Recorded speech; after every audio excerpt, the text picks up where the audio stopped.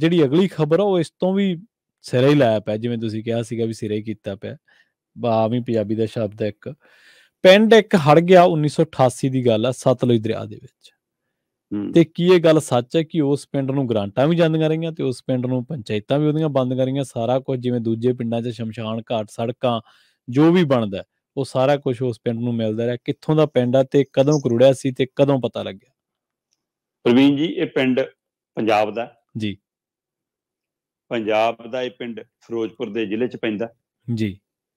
ਉਸ ਖੇਤਰ ਦੇ ਇਸ ਪਿੰਡ ਦੇ ਵਿੱਚ 1988 ਤੋਂ ਕੋਈ ਘਰ ਨੀਗਾ, ਕੋਈ ਦਰ ਨੀਗਾ। ਠੀਕ ਹੈ ਨਾ, ਕੋਈ ਸੜਕ ਨੀ ਗੀ, ਕੋਈ ਸਕੂਲ ਨੀਗਾ, ਕੋਈ ਵਿਹੀ ਨਹੀਂ, ਕੋਈ ਨਾਲੀ ਨਹੀਂ ਜੀ।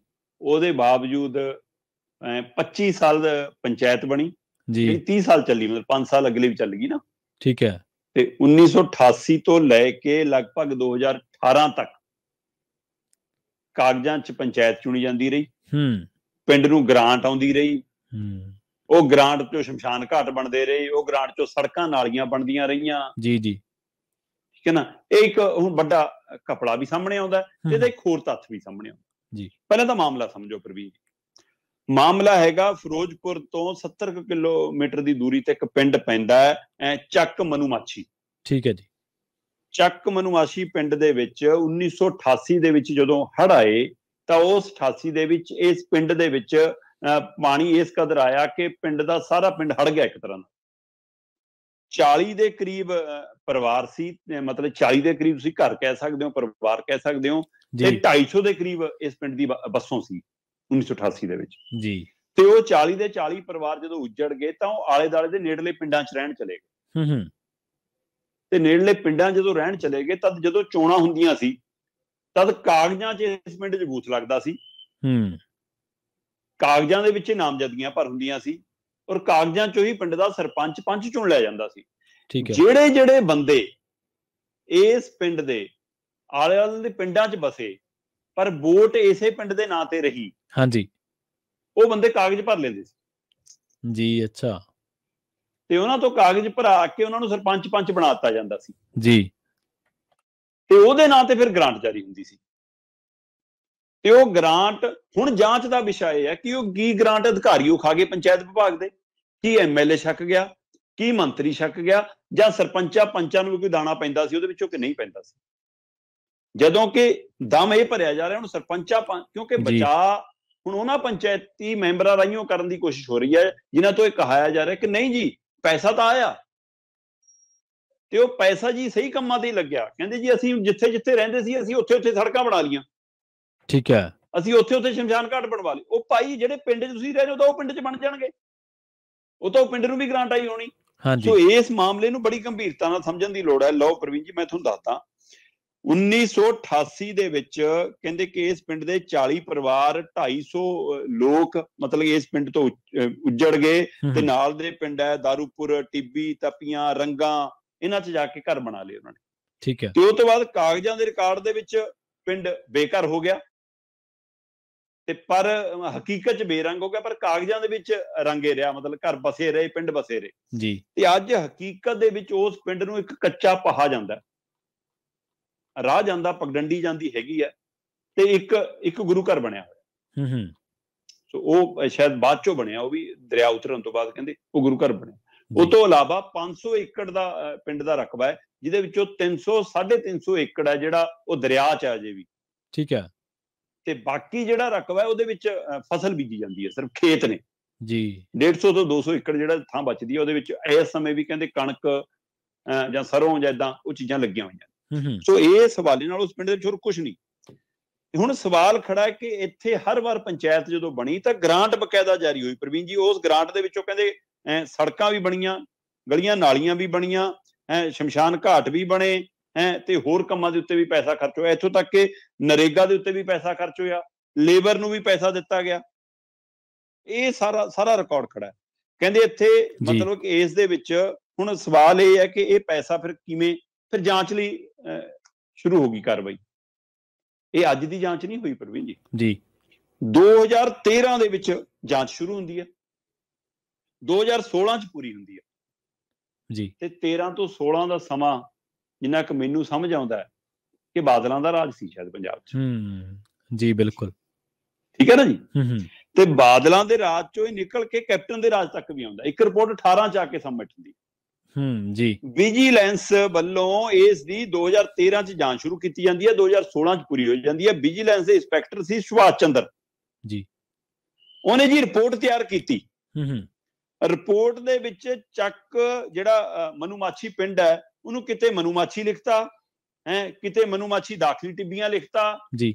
ਆਹ ਨਾਂ ਵੀ ਉੱਪਰ ਥੱਲੇ ਜੇ ਖੇਲ ਕੀਤੇ ਤੇ ਤਾਂ ਕਿਉਂਕਿ ਉਹ ਲੋਕ ਉੱਥੇ ਜਾ ਕੇ ਬਸੇ ਮੈਨੂੰ ਨਾ ਪਿੰਡਾਂ 'ਚ ਨਾਲ ਦਿਆਂ 'ਚ ਉਹ ਦਿਖਾ ਕੇ ਜੀ ਰਿਪੋਰਟ ਕੀ ਦੇਤੀ ਕਿ ਬਿਲਕੁਲ ਜੀ ਪਿੰਡ ਵਸਦਾ। ਅੱਛਾ, ਪਿੰਡ ਕਾਗਜ਼ਾਂ 'ਚ ਹੈਗਾ ਜੀ ਕਹਿੰਦਾ ਜੀ। ਉਸ ਬੰਦੇ ਨੇ ਆਪਣੀ ਰਿਪੋਰਟ ਦਾਖਲ ਕਰਾਈ ਤੇ ਰਿਪੋਰਟ 'ਚ ਲਿਖਿਆ, ਬਕਾਇਦਾ ਤੌਰ ਤੇ ਲਿਖਿਆ ਕਿ ਬਿਲਕੁਲ ਜੀ ਇਹ ਪਿੰਡ ਹੈਗਾ ਮਤਲਬ ਹਕੀਕਤ 'ਚ ਤੇ ਇਸ ਪਿੰਡ 'ਚ ਵਿਕਾਸ ਦੇ ਕੰਮ ਹੋਏ ਨੇ। ਵਾਹ। ਇਹ ਰਿਪੋਰਟ ਦੇਤੀ। ਉਸ ਤੋਂ ਬਾਅਦ ਡੀਐਸਪੀ ਵਿਜੀਲੈਂਸ ਮੱਖਣ ਸਿੰਘ ਨੇ ਇਸ ਰਿਪੋਰਟ ਤੇ 31 ਅਗਸਤ 2018 ਨੂੰ ਤਸਦੀਕ ਕੀਤਾ ਇਹਨੂੰ ਜੀ। 2013 'ਚ ਜਾਂਚ ਸ਼ੁਰੂ ਹੋ ਕੇ 16 'ਚ ਰਿਪੋਰਟ ਸਬਮਿਟ ਹੁੰਦੀ ਹੈ ਤੇ 18 ਦੇ ਵਿੱਚ ਜਦੋਂ ਬਾਦਲਾਂ ਦਾ ਰਾਜ ਆ ਗਿਆ, ਕੈਪਟਨ ਦਾ ਰਾਜ ਆ ਗਿਆ ਬਾਦਲਾਂ ਤੋਂ ਬਾਅਦ, ਹਾਂਜੀ, ਤੇ 18 ਦੇ ਵਿੱਚ ਡੀਐਸਪੀ ਮੱਖਣ ਸਿੰਘ ਨੇ ਤਸਦੀਕ ਕੀਤਾ ਤੇ ਬਿਲਕੁਲ ਠੀਕ ਹੈ ਜੀ ਇਹ ਰਿਪੋਰਟ ਸਹੀ ਪਾਈ ਗਈ ਤੇ ਮਾਮਲਾ ਠੰਡੇ ਵਾਸਤੇ ਚਲਾ ਗਿਆ ਜੀ। ਹੁਣ ਇੱਥੋਂ ਹਿਸਾਬ ਲਾਓ ਕਿ ਆਹ ਜਿਹੜਾ ਸਾਰਾ ਖੇਡ ਖੜਾ ਹੈ ਇਹਦੇ ਪਿੱਛੇ ਕੌਣ ਹੈ ਕਿ ਜਿਹੜਾ ਇੰਨੇ ਕਰੋੜਾਂ ਰੁਪਈਏ ਜਾਰੀ ਵੀ ਹੋਏ, ਲੱਖਾਂ ਰੁਪਈਏ ਆਏ ਵੀ ਤੇ ਗ੍ਰਾਂਟ ਖਾਧੀ ਵੀ ਗਈ। ਪਿੰਡ ਦਾ 60% ਹਿੱਸਾ ਦਰਿਆ ਦੇ ਵਿੱਚ ਹੈ ਜਿਹੜਾ ਵਸੋਂ ਵਾਲਾ, ਖੇਤਾਂ ਵਾਲਾ ਹਿੱਸਾ ਬਰਕਰਾਰ ਹੈ। 21,77,912 ਇਹ 2013 ਤੱਕ ਇਹ ਗ੍ਰਾਂਟ ਆ ਗਈ ਇਹਨੂੰ ਜੀ। 21,77,912 ਰੁਪਏ ਦੀ ਗ੍ਰਾਂਟ ਕਹਿੰਦੇ ਉਸ ਸਮੇਂ ਹੀ ਆਈ ਆ, ਜਿਹਦੇ ਵਿੱਚੋਂ 14 ਲੱਖ ਸ਼ਮਸ਼ਾਨ ਘਾਟਾਂ ਤੇ ਲਾਇਆ। ਕਹਿੰਦੇ 2 ਨਲਕੇ ਵੀ ਲਵਾਏ ਨੇ ਪਿੰਡ ਦੇ ਵਿੱਚ, ਦੂਜਾ ਸ਼ਮਸ਼ਾਨ ਘਾਟ ਵੀ ਬਣਾਇਆ। ਕਹਿੰਦੇ ਮਨਰੇਗਾ ਤਹਿਤ ਵੀ 5 ਲੱਖ ਰੁਪਇਆ ਖਰਚਿਆ ਹੈ। ਸਫਾਈ ਕਰਮੀਆਂ ਨੂੰ, ਲੇਬਰਾਂ ਨੂੰ ਵੀ 1 ਲੱਖ ਦੇ ਕਰੀਬ ਦਿੱਤੇ ਨੇ।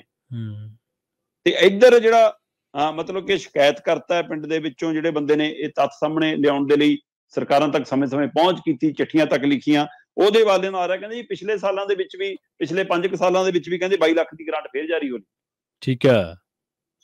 ਸੋ 21 ਲੱਖ ਪਹਿਲਾਂ ਖੜਾ ਹੈ, 22 ਲੱਖ ਆਹ ਕਰੀਬ ਖੜਾ ਹੈ, ਤਾਂ ਇੱਥੋਂ ਹਿਸਾਬ ਲਾ ਲਓ ਤੁਸੀਂ 50 ਲੱਖ ਦਾ ਤਾਂ ਹੋ ਗਿਆ ਘਪਲਾ।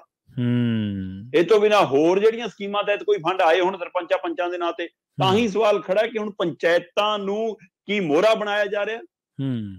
ਕੀ ਪੰਚਾਇਤਾਂ ਦੇ ਰਾਹੀਂ ਗ੍ਰਾਂਟ ਜਾਰੀ ਕਰਕੇ ਅਧਿਕਾਰੀ ਖਾਂਦੇ ਸੀ, ਐਮਐਲਏ ਖਾਂਦੇ ਸੀ, ਜਾਂ ਪੰਚਾਇਤਾਂ ਨੇਰੇ ਸੀ, ਪਹਿਲੇ ਸਕੱਤਰ ਪੱਧਰ ਦੀ ਖੇਡ ਹੁੰਦੀ ਸੀ, ਪੰਚਾਇਤ ਵਿਭਾਗ ਪੱਧਰ ਦੀ ਖੇਡ ਹੁੰਦੀ ਸੀ, ਕੌਣ ਕੌਣ ਇਹਦੇ ਵਿੱਚ ਸ਼ਾਮਲ ਹੈ? ਸੋ ਆਪਣੇ ਆਪ ਸਵਾਲ ਖੜਾ। 1988 ਤੋਂ ਲੈ ਕੇ ਜੇ 2018 ਤੱਕ ਪੰਚਾਇਤਾਂ ਬਣਦੀਆਂ ਰਹੀਆਂ ਹੈ ਨਾ, 25 ਤੋਂ 30 ਸਾਲ ਤੱਕ ਪੰਚਾਇਤਾਂ ਬਣੀਆਂ, ਔਰ 2013 ਤੋਂ 2016 ਤੱਕ ਵਿਭਾਗੀ ਰਿਪੋਰਟਾਂ ਹੀ ਕਹਿੰਦੀਆਂ ਨੇ ਕਿ ਨਹੀਂ ਜੀ ਪਿੰਡ 'ਚ ਤਾਂ ਵਿਕਾਸ ਹੋ ਰਿਹਾ ਹੈ, ਜਿੱਥੇ ਇਕੱਲਾ ਕੱਚਾ ਪਹਾ ਹੋਰ ਕੁਝ ਹੈ ਹੀ ਨਹੀਂਗਾ ਤੇ ਇੱਕ ਗੁਰੂ ਘਰ, ਤੇ ਉਸ ਪਿੰਡ ਦੇ ਬਾਰੇ ਇਹ ਦਿਖਾਇਆ ਜਾਵੇ ਕਿ ਵਿਕਾਸ ਹੋ ਗਿਆ, ਗਲੀਆਂ ਨਾਲੀਆਂ ਸੜਕਾਂ ਬਣ ਗਈਆਂ, ਇਹਦਾ ਮਤਲਬ ਹੋਰ ਘਪਲੇ ਕੀ ਹੁੰਦੇ ਨੇ ਪ੍ਰਵੀਨ ਜੀ? ਜੀ। ਸੋ ਇਸ ਮਸਲੇ ਦੀ ਹੁਣ ਦੁਬਾਰਾ ਵਿਜੀਲੈਂਸ ਜੇ ਜਾਂਚ ਖੁੱਲਣ ਜਾ ਰਹੀ ਆ ਤਾਂ ਉਮੀਦ ਕਰਦੇ ਆ ਕਿ ਇਹ ਸਹੀ ਤੱਥਾਂ ਤੱਕ ਜਾਵੇ।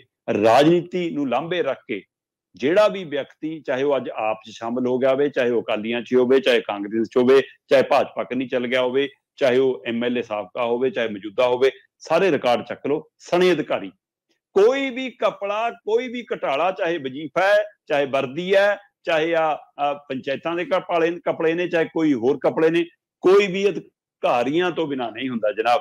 ਤੇ ਉੱਥੇ ਅਧਿਕਾਰੀ ਮੁੱਖ ਮੰਤਰੀ ਨੂੰ ਕਹਿੰਦੇ ਨੇ ਕਿ ਸਾਤੋਂ ਮਨਜ਼ੂਰੀ ਲੈ ਕੇ ਸਾਡੀ ਜਾਂਚ ਸ਼ੁਰੂ ਕਰਿਓ, ਹੈ ਨਾ। ਸੋ ਇਸ ਲਈ ਇੱਥੇ ਸਵਾਲ ਖੜਾ ਹੈ ਕਿ ਜਨਾਬ ਪਿੰਡਾਂ ਦੇ ਲੋਕਾਂ ਨੂੰ, ਪੰਚਾਇਤਾਂ ਨੂੰ ਘਪਲੇ ਕਰਨੇ ਵੀ ਇਹੀ ਅਧਿਕਾਰੀ ਸਿਖਾਉਂਦੇ ਨੇ, ਫਾਰਮੂਲੇ ਵੀ ਇਹੀ ਦੱਸਦੇ ਨੇ। ਸੋ ਇਸ ਲਈ ਜਾਂਚ ਔਰ ਕਾਰਵਾਈ ਅਧਿਕਾਰੀਆਂ ਤੋਂ ਸ਼ੁਰੂ ਹੋਣੀ ਚਾਹੀਦੀ ਹੈ। ਬਿਲਕੁਲ ਹੋਣੀ ਚਾਹੀਦੀ ਹੈ ਜੀ, ਕਿਉਂਕਿ ਜਦੋਂ ਪਿੰਡ ਹੜਦਾ ਜਾਂ ਪਿੰਡ ਦੇ ਉੱਤੇ, ਪਿੰਡ ਕਿਉਂਕਿ ਜੁੜਿਆ ਜਿਹੜੀ ਜ਼ਿਲ੍ਹਾ ਪ੍ਰਸ਼ਾਸਨ ਉਹਦੇ ਨਾਲ ਅਧਿਕਾਰੀਆਂ ਦੇ ਰਾਬਤੇ ਨਾਲ ਹੀ ਜੁੜਿਆ, ਹੋਰ ਉੱਥੇ ਕੋਈ ਸਿੱਧਾ ਐਮਪੀ ਜਾਂ ਕੋਈ ਡੀਸੀ ਤਾਂ ਸਿੱਧਾ ਕੋਈ ਜਾਂਦਾ ਨਹੀਂ, BDPO ਜਾਂ ਜਿਹੜੇ ਲੋਕਲ ਪੰਚਾਇਤ ਦੇ ਅਧਿਕਾਰੀ, ਸੈਕਟਰੀ ਦੇ, ਇਹੀ ਇਹਨਾਂ ਦੇ ਜ਼ਰੀਏ ਪਿੰਡ ਜੁੜਿਆ। ਪਰ 30 ਸਾਲ ਤੱਕ ਪੰਚਾਇਤਾਂ ਬੰਦੀਆਂ ਰਹੀਆਂ, ਕਾਗਜ਼ੀ ਕਾਰਵਾਈਆਂ ਹੁੰਦੀਆਂ ਰਹੀਆਂ ਤੇ ਗ੍ਰਾਂਟਾਂ ਛਕੀਆਂ ਜਾਂਦੀਆਂ ਰਹੀਆਂ।